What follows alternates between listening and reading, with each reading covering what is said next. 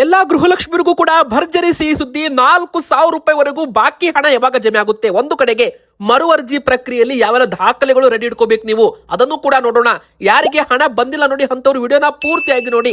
ಹಣ ನಿಮಗೆ ಯಾವಾಗ ಬರುತ್ತೆ ಅದು ಅಪ್ಡೇಟ್ ಬಂದಿದೆ. ಇನ್ನೊಂದು ಕಡೆಗೆ ರೇಷನ್ ಕಾರ್ಡ್ ಇದ್ದವರಾಗಿರ್ಬೋದು, ನೀವು BPL ಕಾರ್ಡ್ ಇದ್ದವರಾಗಿರ್ಬೋದು, ಅನ್ನಭಾಗ್ಯ ಫಲಾನುಭವಿಗಳಾಗಿದ್ರೆ ನಿಮಗೆ ಭರ್ಜರಿ ಸಿಹಿ ಸುದ್ದಿ ಕೂಡ ರಾಜ್ಯ ಸರ್ಕಾರದಿಂದ ಬಂದಿರುವಂತದ್ದು. ಸೊ ನೀವು ರೇಷನ್ ಕಾರ್ಡ್ ಹೊಂದಿದ್ರೆ ದೊಡ್ಡ ಸಿಹಿ ಸುದ್ದಿ. ಅಕ್ಕಿ ಜೊತೆಗೆ ಏನೆಲ್ಲ ಸಿಗುತ್ತೆ ನೋಡೋಣ. ಇನ್ನು ಈ ದಿನದಂದು ಕರ್ನಾಟಕ ಬಂದ್ ಅಂತ ಘೋಷಣೆ ಮಾಡಲಾಗಿದೆ. ಆದ್ರೆ ಬಂದ್ ಮಾಡಬೇಡಿ ಅಂತ ಮುಖ್ಯಮಂತ್ರಿ DK ಶಿವಕುಮಾರ್ ಸರ್ ಅವರು ಸಂಘಟನೆಗಳಿಗೆ ಒಂದು ಮನವಿಯನ್ನ ಮಾಡಿರುವಂತದ್ದು. ಹೌದು, ವಾಟಾಳ್ ನಾಗರಾಜ್ ಸರ್ ಅವರು ಈಗಾಗಲೇ ಅಖಂಡ ಕರ್ನಾಟಕ ಬಂದ್ ಅಂತ ಘೋಷಣೆ ಮಾಡಿದ್ದಾರೆ. ಎಲ್ಲ ಒಟ್ಟು 100ಕ್ಕೂ ಹೆಚ್ಚು ಸಂಘಟನೆಗಳು ಇದಕ್ಕೆ ಬೆಂಬಲವನ್ನು ವ್ಯಕ್ತಪಡಿಸಿರೋದು. ಇದರ ಬಗ್ಗೆ ಅಪ್ಡೇಟ್ ನೋಡೋಣ, ಏನೆಲ್ಲ ಇರುತ್ತೆ ಏನಿರೋದಿಲ್ಲ ಅಂತ. ಇನ್ನು ಗ್ಯಾಸ್ ಸಿಲಿಂಡರ್ ಬಳಕೆ ಮಾಡೋರಿಗೂ ಕೂಡ ಭರ್ಜರಿ ಸಿಹಿ ಸುದ್ದಿ ಬಂದಿದೆ. ಬೆಲೆಯಲ್ಲಿ ಭಾರಿ ಇಳಿಕೆ ಆಗಿದೆ. ಹಾಗಾದ್ರೆ ಕರ್ನಾಟಕದಲ್ಲಿ ಗ್ಯಾಸ್ ಸಿಲಿಂಡರ್ ಬೆಲೆ ಎಷ್ಟಾಗಿದೆ ಅದನ್ನು ಕೂಡ ನೋಡೋಣ. ಪ್ರತಿಯೊಬ್ಬರು ಗ್ಯಾಸ್ ಸಿಲಿಂಡರ್ ಬೆಲೆ ನೋಡ್ಲೇಬೇಕು. ಪ್ರತಿ ತಿಂಗಳು ನೀವು ಗ್ಯಾಸ್ ಸಿಲಿಂಡರ್ ಖರೀದಿ ಮಾಡುವಾಗ ಮೋಸ ಹೋಗಬೇಡಿ. ಬೆಲೆ ಇಳಿಕೆ ಆಗಿದೆ, ಎಷ್ಟು ಇಳಿಕೆ ಆಗಿದೆ ನೋಡೋಣ. ಇನ್ನು ಖಾಲಿ ನಿವೇಶನ, ಜಾಗ, ಆಸ್ತಿ ನೀವು ಹೊಂದಿದ್ರೆ 5 ವರ್ಷದ ಒಳಗೆ ಮಾಲೀಕರು ಮನೆ ಕಟ್ಟಬೇಕು ಅಂತೆ. ಮನೆ ಕಟ್ಟಿಲ್ಲ ಅಂದ್ರೆ ದುಪ್ಪಟ್ಟು ಆಸ್ತಿ ತೆರಿಗೆ ಅಂದ್ರೆ ಡಬಲ್ ಟ್ಯಾಕ್ಸ್ ಹಾಕೋದಾಗಿ ಹೇಳಿಕೆ ಕೊಡಲಾಗಿದೆ. ಮತ್ತೆ ನಿವೇಶನ ವಾಪಸ್ ಕೂಡ ತಗೋಬಹುದು. ಸರ್ಕಾರ ನಿಮಗೆ ಹಣ ಕೊಟ್ಟು, ಬಡ್ಡಿ ಸಮೇತ ಹಣ ಕೊಟ್ಟು ವಾಪಸ್ ನಿವೇಶನ ಕೂಡ ಪಡೆಯೋದಕ್ಕೆ ರೆಡಿ ಇದೆ ಅಂತೆ. ಸೊ ಇದ್ರ ಬಗ್ಗೆ ಅಪ್ಡೇಟ್ ನೋಡೋಣ. ಮೊದಲಿಗೆ ಗೃಹಲಕ್ಷ್ಮಿ ಫಲಾನುಭವಿಗಳನ್ನಾಗಿದ್ರೆ ಬೇಗನೆ ವಿಡಿಯೋಗೆ ಒಂದು ಲೈಕ್ ಮಾಡಿ, ವಿಡಿಯೋಗೆ ಸಪೋರ್ಟ್ ಮಾಡಿ. ನಿಮಗೆ ಭರ್ಜರಿ ಸಿಹಿ ಸುದ್ದಿ ಬಂದಿದೆ. ಇನ್ನು ಎರಡನೇದಾಗಿ ಕಮೆಂಟ್ ಬಾಕ್ಸ್ ಅಲ್ಲಿ ನಾವು ಒಂದು ಪ್ರಶ್ನೆ ಕೇಳ್ತೀವಿ. ಅದಕ್ಕೆ ನೀವು ಉತ್ತರ ಕಮೆಂಟ್ ಬಾಕ್ಸ್ ಮೂಲಕ ದಯವಿಟ್ಟು ಮಾಡಿ, ಕಮೆಂಟ್ ಮಾಡಿ. ಏನಪ್ಪಾ ಅಂದ್ರೆ ಪ್ರಶ್ನೆ, ನಿಮಗೆ 31ನೇ ಕಂತು ಗೃಹಲಕ್ಷ್ಮಿ ಹಣ ಜಮೆ ಆಯ್ತಾ ಅಕೌಂಟ್ಗೆ? ಯಾಕಂದ್ರೆ ತುಂಬಾ ಜನ ನಮಗೆ ಹಣ ಬಂದಿಲ್ಲ ಅಂತ ಹೇಳ್ತಿದ್ದಾರೆ. ಸರ್ಕಾರದಿಂದ ಬಂದಿರೋ ಮಾಹಿತಿ ಪ್ರಕಾರ 31ನೇ ಕಂತಿನವರೆಗೂ ಗೃಹಲಕ್ಷ್ಮಿಯರಿಗೆ ಹಣ ಬಿಡುಗಡೆ ಆಗಿದೆ, ಮತ್ತೆ ಜಮೆ ಕೂಡ ಆಗಿದೆ ಅಂತ ಹೇಳಲಾಗಿದೆ. ಅಂದ್ರೆ ನೋಡಿ, ಎಲ್ಲ ಗೃಹಲಕ್ಷ್ಮಿಯರಿಗೆ 31ನೇ ಕಂತಿನವರೆಗೂ ಹಣ ಹೋಗಿದೆ. ಆದ್ರೆ ತುಂಬಾ ಜನ 29, 30, 31 ಕಂತು ಬಂದಿಲ್ಲ. ಕೆಲವರು 30, 31 ಕಂತು ಬಂದಿಲ್ಲ ಅಂತ ಹೇಳ್ತಿದ್ದಾರೆ. ಕೆಲವರು ನಮಗೆ 31ನೇ ಕಂತು ಬಂದಿದೆ ಅಂತ ಹೇಳ್ತಿದ್ದಾರೆ. ಅಂದ್ರೆ ಇಲ್ಲಿ ಕೆಲವರಿಗೆ ಹಣ ಬಂದಿದೆ, ಕೆಲವರಿಗೆ ಹಣ ಬಂದಿರಲಿಕ್ಕಿಲ್ಲ. ನೋಡಿ, ಟೆಕ್ನಿಕಲ್ ಎರರ್ಸ್ ಆಗಿರಬಹುದು ಒಂದು ಕಡೆಗೆ. ಎರಡನೇದಾಗಿ 3,89,000 ಅನರ್ಹ ಗೃಹಲಕ್ಷ್ಮಿಯರ ಹೆಸರನ್ನ ತೆಗೆದು ಹಾಕಲಾಗಿದೆ.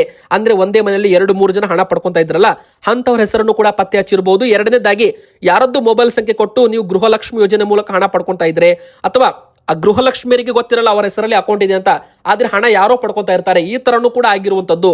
ಯಾರದ್ದು ಅಕೌಂಟ್, ಯಾರದ್ದು ಹೆಸರು, ಯಾರೋ ಹಣ ಪಡ್ಕೊತಾ ಇರೋದು ಕೂಡ ಪತ್ತೆ ಮಾಡಲಾಗಿತ್ತು. ಮೃತಪಟ್ಟವರ ಅಕೌಂಟ್ಗೂ ಕೂಡ ಸರ್ಕಾರ ಹಣ ಹಾಕ್ತಾ ಇತ್ತು. ಅದನ್ನು ಕೂಡ ಈಗ ಬಂದ್ ಮಾಡಲಾಗಿದೆ.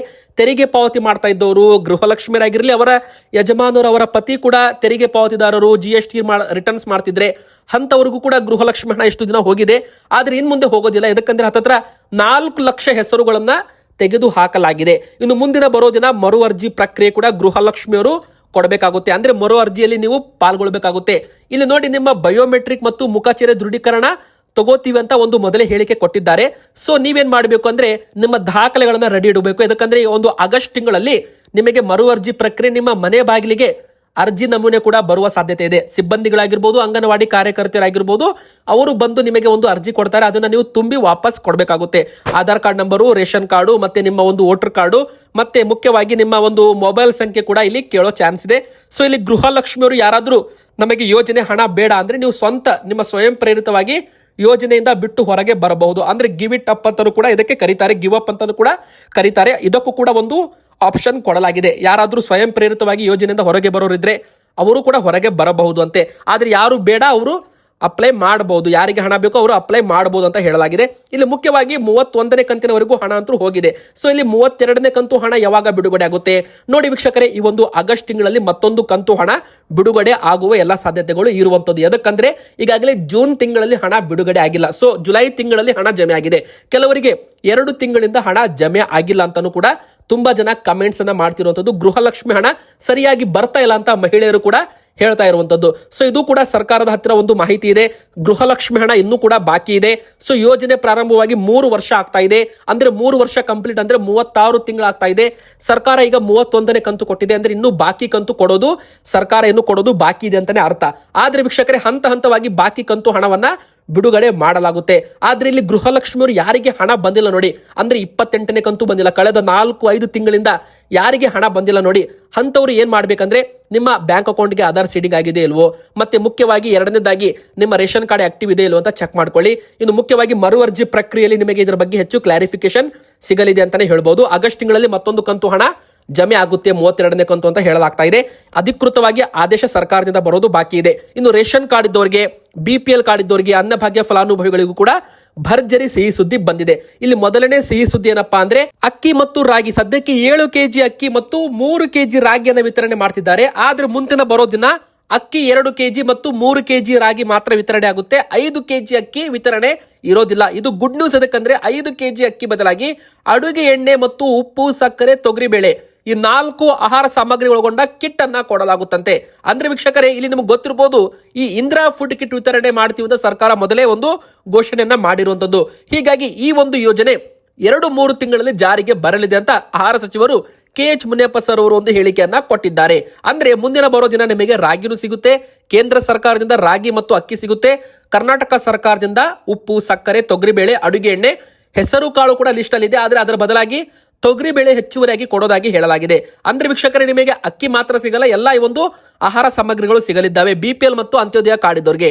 ಎರಡನೇ ಗುಡ್ ನ್ಯೂಸ್, ಭರ್ಜರಿ ಬ್ರೇಕಿಂಗ್ ನ್ಯೂಸ್ ಏನಂದ್ರೆ ತಿಂಗಳಿಗೆ 25,000 ಸಂಪಾದನೆ ಮಾಡ್ತೀರಂದ್ರೂ ಕೂಡ ನಿಮಗೆ BPL ಕಾರ್ಡ್ ಮುಂದಿನ ಬರೋ ದಿನಗಳಲ್ಲಿ ಸಿಗುವ ಸಾಧ್ಯತೆ ಇದೆ. ಯಾಕಂದ್ರೆ ಇನ್ಕಮ್ ಲಿಮಿಟ್ 3 ಲಕ್ಷ ರೂಪಾಯಿಗೆ ಏರಿಕೆ ಆಗುವ ಸಾಧ್ಯತೆ ಇರುವಂತದ್ದು. ಅಂದ್ರೆ ಉದಾಹರಣೆಗೆ ಹೇಳ್ಬೇಕಂದ್ರೆ, ಈಗ ದಿನಕ್ಕೆ 500 ರೂಪಾಯಿ ಸಂಪಾದನೆ ಮಾಡ್ತೀರಾ, ತಿಂಗಳಿಗೆ 15,000 ದುಡಿತೀರಾ ಅಂದ್ರೆ ನಿಮ್ದು BPL ಕಾರ್ಡು ಬಂದ್ ಆಗುವ ಎಲ್ಲಾ ಸಾಧ್ಯತೆ ಇದೆ. ಯಾಕಂದ್ರೆ 1,20,000 ರೂಪಾಯಿ ಮೇಲೆ ಆದಾಯ ನಿಮ್ದು ಇದ್ರೆ ವರ್ಷಕ್ಕೆ, ಅಲ್ಲಿ ನಿಮಗೆ BPL ಕಾರ್ಡ್ ಕೊಡಲ್ಲ ಸರ್ಕಾರ, APL ಕಾರ್ಡ್ ನ ಕೊಡ್ತಾರೆ. ಸೊ ಈಗ ಇಲ್ಲಿ ಮಿಡಲ್ ಕ್ಲಾಸ್ ಫ್ಯಾಮಿಲಿ, ಈಗ ಕೂಲಿ ಕಾರ್ಮಿಕರಿಗೂ ಕೂಡ 500 ರೂಪಾಯಿ ದಿನಕ್ಕೆ ಅವರು ಸಂಪಾದನೆ ಮಾಡ್ತಾರೆ. ಸೊ ಅವರದ್ದು BPL ಕಾರ್ಡು ಕೂಡ ಬಂದ್ ಆಗ್ತಾ ಇದೆ. ಹೀಗಾಗಿ ಈ ತರ ಆಗ್ಬಾರ್ದು ಅಂತ ಸರ್ಕಾರ BPL ಕಾರ್ಡ್ಗೆ ಇದ್ದ ಮಾನದಂಡವನ್ನ ಚೇಂಜ್ ಮಾಡ್ತಾ ಇದೆ. ಇದನ್ನ ತಿಂಗಳಿಗೆ 25,000 ಅಂದ್ರೆ ಇಲ್ಲಿ 3 ಲಕ್ಷ ರೂಪಾಯಿವರೆಗೂ ಏರಿಕೆ ಆಗುವ ಸಾಧ್ಯತೆ ಇದೆ. 3 ಲಕ್ಷ ರೂಪಾಯಿವರೆಗೂ BPL ಕಾರ್ಡ್ ಆದಾಯ ಲಿಮಿಟ್ ಏರಿಕೆ ಆಯಿತು ಅಂದ್ರೆ ಸಾವಿರಾರು ಜನರ BPL ಕಾರ್ಡು ರದ್ದಾಗೋದು ಕೂಡ ಉಳಿಯಲಿದೆ. ಇನ್ನು ಮೂರನೇ ದೊಡ್ಡ ಸಿಹಿ ಸುದ್ದಿ ಏನಪ್ಪಾ ಅಂದ್ರೆ ವೀಕ್ಷಕರೇ, ಅನ್ನ ಸುವಿಧಾ ಯೋಜನೆ ಮೂಲಕ ಮನೆ ಬಾಗಿಲಿಗೆ ಪಡಿತರವನ್ನ ಪಡ್ಕೋಬಹುದು.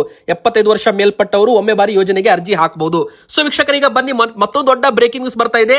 ನಿವೇಶನಗಳಲ್ಲಿ ಮಾಲೀಕರು ಅಂದ್ರೆ ನೀವು ಕೂಡ ಜಾಗ ಹೊಂದಿದ್ರೆ, ಒಂದು ಸೈಟ್ ಹೊಂದಿದ್ರೆ, ನಿವೇಶನ ಹೊಂದಿದ್ರೆ, ಸಿಟಿ ಲಿಮಿಟ್ಗಳಾಗಿರ್ಬೋದು, ಮತ್ತೆ BDL ಆಗಿರ್ಬೋದು, ಕಾರ್ಪೊರೇಷನ್ ಸೈಟ್ ಆಗಿರ್ಬೋದು, ಅದರ ಮಾಲೀಕರು ಅಂದ್ರೆ ಆ ಒಂದು ಜಾಗದ ಮಾಲೀಕರು ಅದರ ಒಂದು ಸ್ವಚ್ಛತೆಯನ್ನ ಕಾಪಾಡಿಕೊಳ್ಬೇಕು. ಹೀಗಾಗಿ ನಿವೇಶನ ಪಡೆದ 5 ವರ್ಷದ ಒಳಗೆ ಅಲ್ಲಿ ಮನೆ ನಿರ್ಮಾಣ ಮಾಡಬೇಕು. ಕಟ್ಟದಿದ್ದರೆ ಅದಕ್ಕೆ ದುಪ್ಪಟ್ಟು ತೆರಿಗೆ ಅಥವಾ ನಿವೇಶನ ಹಿಂಪಡೆಯಲಾಗುವುದು ಅಂತ ಮುಖ್ಯಮಂತ್ರಿ DK ಶಿವಕುಮಾರ್ ಸರ್ ಅವರು ಒಂದು ಎಚ್ಚರಿಕೆ ಗಂಟೆಯನ್ನ ಬಾರಿಸಿದ್ದಾರೆ. ಮನೆ ಕಟ್ಟದೆ ಖಾಲಿ ಇಟ್ಕೊಂಡ್ರೆ ಅಲ್ಲಿ ಕಸದ ಸಮಸ್ಯೆ ಎದುರಾಗುತ್ತದೆ. ನಿವೇಶನದ ಮಾಲೀಕರು 5 ವರ್ಷದ ಒಳಗೆ ಮನೆ ಕಟ್ಟಬೇಕು, ಇಲ್ಲ ಅಂದ್ರೆ ಡಬಲ್ ಟ್ಯಾಕ್ಸ್, ದುಪ್ಪಟ್ಟು ಆಸ್ತಿ ತೆರಿಗೆ ಕೊಡಬೇಕಾಗುತ್ತೆ, ಅಥವಾ ನಿವೇಶನ ವಾಪಸ್, ಅದು ಕೇವಲ ವಾಪಸ್ ಅಂದ್ರೆ ವಾಪಸ್ ತಗೊಳ್ಳಲ್ಲ, ನೀವು ಕೊಟ್ಟಿರೋ ಹಣ ವಾಪಸ್ ಕೊಟ್ಟು ಆ ಒಂದು ಬಡ್ಡಿ ಸಮೇತ ನಿಮ್ಮ ಹಣ ನಿಮಗೆ ವಾಪಸ್ ಕೊಟ್ಟು ನಿಮ್ಮ ನಿವೇಶನ ವಾಪಸ್ ಸರ್ಕಾರ ಖರೀದಿ ಮಾಡುತ್ತಂತೆ. ಸೊ ಈ ತರ ಒಂದು ಹೇಳಿಕೆ ಮುಖ್ಯಮಂತ್ರಿಗಳು ಕೊಟ್ಟಿದ್ದಾರೆ. ಇದು ಈಗ ಮುಂದಿನ ಬರುವ ದಿನಗಳಲ್ಲಿ ಮತ್ತೊಮ್ಮೆ ದೊಡ್ಡ ಒಂದು ಹೇಳಿಕೆ ಬರಲಿದೆ ಅಂತಾನೂ ಕೂಡ ಇಲ್ಲಿ ಹೇಳಬಹುದು ವೀಕ್ಷಕರೇ. ಸೊ ತುಂಬಾ ಜನ ಏನ್ ಮಾಡಿದ್ದಾರೆ ಅಂದ್ರೆ, ಒಂದು ಜಾಗ ತಗೊಂಡಿರ್ತಾರೆ, 20, 30, 40 ವರ್ಷ ಆದ್ರೂ ಕೂಡ ಮನೆಯನ್ನ ಕಟ್ಟಿರಲ್ಲ. ಅಲ್ಲಿ ಬೇರೆಯವರು ಕಸ ಹಾಕ್ತಿರ್ತಾರೆ ಅಥವಾ ಕಸ ಕುಡ್ಕೊಂಡ್ಬಿಟ್ಟಿರುತ್ತೆ. ಅದನ್ನ ಕ್ಲೀನ್ ಕೂಡ, ಅದನ್ನ ಸ್ವಚ್ಛತೆ ಕೂಡ ಮಾಲೀಕರು ಮಾಡಿಸಿಲ್ಲ, ಅಂದ್ರೆ ಪೂರ್ತಿ ನೆಗ್ಲೆಕ್ಟ್ ಅನ್ನ ಮಾಡಿರುವಂತದ್ದು. ಸೊ ಈ ತರ ಯಾರೆಲ್ಲ ಮಾಡ್ತಾರೆ, ಮತ್ತೆ ಈ ತರ ಒಂದು ಜಾಗ ತಗೊಂಡು 30, 40 ವರ್ಷ ಬಿಟ್ಟಿರ್ತಾರಲ್ಲ, ಅವರು ಅಲ್ಲಿ ಮನೆ ಕಟ್ಟಬೇಕಾಗುತ್ತೆ. ಅಲ್ಲಿ ಒಂದು ಚಿಕ್ಕದಾದ್ರೂ ಮನೆ ಕಟ್ಟಬೇಕು. ನಂತರ ನೀವು ಮತ್ತೆ ಅದನ್ನ ಡೆಮಾಲಿಷ್ ಮಾಡಿ ದೊಡ್ಡ ಮನೆ ಕಟ್ಟಿ ಬೇಡ ಅಂತಲ್ಲ, ಆದ್ರೆ ಚಿಕ್ಕದಾದ್ರೂ ಮನೆ ಕಟ್ಟಿ, ಸಾಲ ಸೌಲಭ್ಯ ಏನ್ ಬೇಕಂದ್ರೂ ಕೂಡ ಸರ್ಕಾರದಿಂದ ಸಿಗುತ್ತಲ್ಲ ಅಂತ ಒಂದು ಹೇಳಿಕೆಯನ್ನ ಕೊಟ್ಟಿದ್ದಾರೆ ವೀಕ್ಷಕರೇ. ಇನ್ನು ಎರಡನೇದಾಗಿ ಹೇಳ್ಬೇಕಂದ್ರೆ ದೊಡ್ಡ ಒಂದು ಬ್ರೇಕಿಂಗ್ ನ್ಯೂಸ್ ಕರ್ನಾಟಕ ಬಂದ್ ಬಗ್ಗೆ. ಹೌದು, ಇದೇ ಒಂದು ಆಗಸ್ಟ್ 13ನೇ ತಾರೀಕಿನಂದು ಇಡೀ ಕರ್ನಾಟಕ ಅಂದ್ರೆ ಅಖಂಡ ಕರ್ನಾಟಕ ಬಂದ್ಗೆ ಕರೆಯನ್ನ ಕೊಡಲಾಗಿದೆ. ಕನ್ನಡ ಪರ ಸಂಘಟನೆಗಳಿಂದ ಬಂದ್ಗೆ ಕರೆ ಕೊಡಲಾಗಿದೆ. ಪ್ರತಿಭಟನೆ ಬೇಡ, ರಾಜ್ಯ ಹಿತಾಸಕ್ತಿ ರಕ್ಷಣೆಗೆ ಸರ್ಕಾರ ಬದ್ಧವಾಗಿದೆ. DK ಶಿವಕುಮಾರ್ ಸರ್ ಅವರು ಮನವಿಯನ್ನ ಮಾಡಿರುವಂತದ್ದು. ನೋಡಿ ವೀಕ್ಷಕರೇ, ಇಲ್ಲಿ ತಮಿಳುನಾಡು ರಾಜ್ಯಕ್ಕೆ ನೀರು ಹರಿಸಬೇಕೆಂಬ ಆದೇಶದ ಬೆನ್ನಲ್ಲೇ ಹಳೆ ಮೈಸೂರು ಭಾಗದಲ್ಲಿ ಭಾರಿ ಜನಾಕ್ರೋಶ ವ್ಯಕ್ತವಾಗಿದೆ. ಇತ್ತ ಸರ್ಕಾರ ಮುಂದಿನ ನಡೆ ಚರ್ಚಿಸಲು ಭಾನುವಾರ ಸರ್ವಪಕ್ಷ ಸಭೆ ಕೂಡ ಕರೆದಿದ್ದಾರೆ. ಇತ್ತ ಆಗಸ್ಟ್ 13ನೇ ತಾರೀಕಿಗೂ ಅಖಂಡ ಕರ್ನಾಟಕ ಬಂದ್ಗೆ ಕರೆ ಕೂಡ ಕೊಡಲಾಗಿದೆ. ಕಾವೇರಿ ನೀರಿನ ಕಿಚ್ಚು ಸರ್ಕಾರಕ್ಕೆ ಸವಾಲಾಗುವ ನಿರೀಕ್ಷೆ ಇದೆ. ರಾಜ್ಯದ ಹಿತಾಸಕ್ತಿ ಕಾಪಾಡಲು ಸರ್ಕಾರ ಬದ್ಧವಾಗಿದೆ. ಬಂದ್ ನಿರ್ಧಾರ ಕೈ ಬಿಡುವಂತೆ ಮುಖ್ಯಮಂತ್ರಿ DK ಶಿವಕುಮಾರ್ ಸರ್ ಅವರು ಮನವಿಯನ್ನ ಮಾಡಿರುವಂತದ್ದು. ಈ ಒಂದು ಬಂದ್ಗೆ 80ಕ್ಕೂ ಹೆಚ್ಚು ಸಂಘಟನೆಗಳು ಬೆಂಬಲವನ್ನ ಕೊಟ್ಟಿರೋದು ಇಲ್ಲಿ ನಾವು ಹೇಳ್ಬೋದು ವೀಕ್ಷಕರೇ. ಯಾಕಂದ್ರೆ ಏನೆಲ್ಲ ಬಂದ್ ಆಗುತ್ತೆ, ಯಾರೆಲ್ಲ ಬೆಂಬಲ ಕೊಟ್ಟಿರ್ತಾರೆ ಅವರೆಲ್ಲ ತಮ್ಮ ಒಂದು ಸೇವೆಗಳನ್ನ ಬಂದ್ ಮಾಡುವ ಸಾಧ್ಯತೆ ಇದೆ. ಅಂದ್ರೆ ಮೊದಲಿಗೆ ಕರ್ನಾಟಕ ಚಲನಚಿತ್ರ ವಾಣಿಜ್ಯ ಮಂಡಳಿ ಸಪೋರ್ಟ್ ಕೊಟ್ಟಿದೆ, ಬೆಂಬಲವನ್ನು ಕೊಟ್ಟಿರುವಂತದ್ದು. ಲಾರಿ ಮಾಲೀಕರ ಮತ್ತು ಚಾಲಕರ ಸಂಘವು ಕೂಡ ಸಪೋರ್ಟ್ ಕೊಟ್ಟಿದೆ.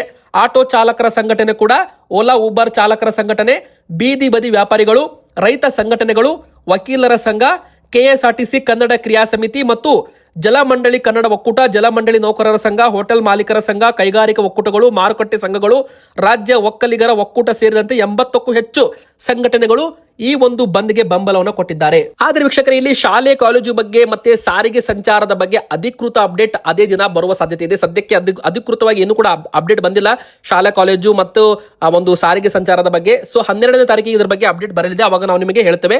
ಮೊದಲಿಗೆ ಇಲ್ಲಿ ಇನ್ನೊಂದು ಅಪ್ಡೇಟ್ ಬರ್ತಾ ಇದೆ. ಗ್ಯಾಸ್ ಸಿಲಿಂಡರ್ ಬಳಕೆ ಮಾಡೋರಿಗೆ ದೊಡ್ಡ ಒಂದು ಸಿಹಿ ಸುದ್ದಿ. LPG ಗ್ಯಾಸ್ ಸಿಲಿಂಡರ್ ಬೆಲೆ, ಅದರಲ್ಲೂ 19 ಕೆಜಿ ವಾಣಿಜ್ಯ ಬಳಕೆ ಗ್ಯಾಸ್ ಸಿಲಿಂಡರ್ ಬೆಲೆಯಲ್ಲಿ ಭಾರಿ ಒಂದು ಇಳಿಕೆ ಆಗಿದೆ. ಹೋಟೆಲ್ ಉದ್ಯಮಗಳಿಗೆ ಗುಡ್ ನ್ಯೂಸ್ ಅಂತಾನೆ ಹೇಳ್ಬೋದು. ನೋಡಿ ವೀಕ್ಷಕರೇ, ರೆಸ್ಟೋರೆಂಟ್ಗಳಲ್ಲಿ, ಹೋಟೆಲ್ಗಳಲ್ಲಿ ಬಳಸುವ 19 ಕೆಜಿ ವಾಣಿಜ್ಯ ಬಳಕೆಯ ಒಂದು ಸಿಲಿಂಡರ್ ಬೆಲೆ ಬರೋಬ್ಬರಿ 209 ರೂಪಾಯಿಯಷ್ಟು ಬೆಲೆಯಲ್ಲಿ ಇಳಿಕೆ ಮಾಡಲಾಗಿದೆ. ಆಗಸ್ಟ್ ತಿಂಗಳ ಮೊದಲ ದಿನವೇ ಬೆಲೆಯಲ್ಲಿ ಇಳಿಕೆ ಮಾಡಲಾಗಿದೆ ವೀಕ್ಷಕರೇ. ಈ ಮೂಲಕ 3,000 ರೂಪಾಯಿ ಗಡಿ ದಾಟಿದ್ದ ಕಮರ್ಷಿಯಲ್ ಗ್ಯಾಸ್ ಸಿಲಿಂಡರ್ ಬೆಲೆ 2,821 ರೂಪಾಯಿ ಆಗಿದೆ. ಹಾಗಾದ್ರೆ ಮನೆಗೆ ಬಳಸುವ ಗ್ಯಾಸ್ ಸಿಲಿಂಡರ್ ಬೆಲೆ ಇಳಿಕೆ ಆಗಿದೆಯಾ? ಇಲ್ಲ ವೀಕ್ಷಕರೇ, ಬೆಲೆ ಏರಿಕೆನೂ ಆಗಿಲ್ಲ, ಇಳಿಕೆನೂ ಆಗಿಲ್ಲ, ಯಥಾಸ್ಥಿತಿ ಕಾಯ್ದುಕೊಂಡಿದೆ. ಗೃಹ ಬಳಕೆ 14.2 ಕೆಜಿಯ ಗ್ಯಾಸ್ ಸಿಲಿಂಡರ್ನ ಬೆಲೆ. ಸೊ ನೀವೇನಾದ್ರೂ ಗೃಹ ಬಳಕೆ ಗ್ಯಾಸ್ ಸಿಲಿಂಡರ್ ಬೆಲೆ ಎಷ್ಟು ಅಂತ ಕೇಳೋದಾದ್ರೆ 944 ರೂಪಾಯಿ ಆಗಿದೆ ಇವತ್ತಿನ ಒಂದು ಗ್ಯಾಸ್ ಸಿಲಿಂಡರ್ ಬೆಲೆ. ಕಮರ್ಷಿಯಲ್ ಗ್ಯಾಸ್ ಸಿಲಿಂಡರ್ ಬೆಲೆ 2,821 ರೂಪಾಯಿ ಅಂತ ಹೇಳಲಾಗ್ತಾ ಇದೆ. ಸೊ ಯುದ್ಧದ ಕಾರಣ ಈ ಒಂದು ಬೆಲೆ ಏರಿಕೆ ಮಾಡಲಾಗಿತ್ತು. ಆದ್ರೆ ಈಗ ಯುದ್ಧ ಕಡಿಮೆ ಆಗಿರೋದ್ರಿಂದ ಬೆಲೆ ಮತ್ತೆ ಹಂತ ಹಂತವಾಗಿ ಇಳಿಕೆ ಮಾಡಲಾಗ್ತಾ ಇದೆ. ವೀಕ್ಷಕರೇ, ಇವತ್ತಿಗೆ ಇಷ್ಟ ಆಗಿತ್ತು. ವಿಡಿಯೋ ಇಷ್ಟ ಆದರೆ ಲೈಕ್ ಮಾಡಿ, ಚಾನಲ್ಗೆ ಸಬ್ಸ್ಕ್ರೈಬ್ ಆಗಿ ನಿಮ್ಮ ಅನಿಸಿಕೆ ಕಮೆಂಟ್ ಮಾಡಿ.